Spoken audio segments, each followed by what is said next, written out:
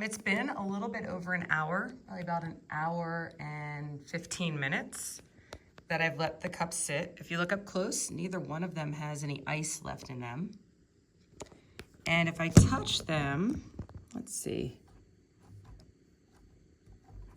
I would say that the regular cup still feels just slightly colder than the fancy cup. And you may notice that there's now straws inside of the cups, and that's because right after I turned off the last video, I realized it would be much more accurate to have straws in the cups because after all, they do drink the coffee, the iced coffee with straws. And so those were put in, like I said, right after I stopped the last video. Now let's check the ending temperatures in both cups and see which one did a better job at keeping the drink cold. We'll start with the fancy cup. I think it's probably best if we actually swirl the water up in the cups. That way, if there's any warm patches, everything's kind of mixed evenly.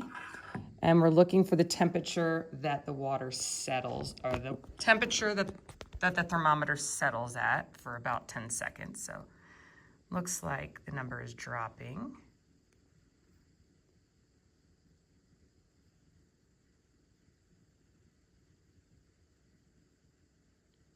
All right, it looks like 47.5 degrees would be our ending temperature for the fancy cup.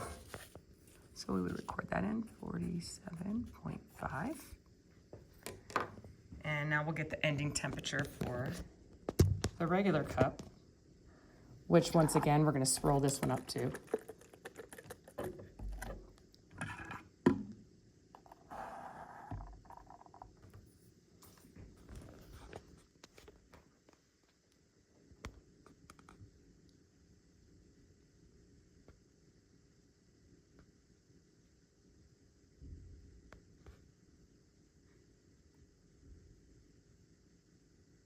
I think it's probably fair to say that the temperature in that cup is 61.7 degrees. Let's write that down.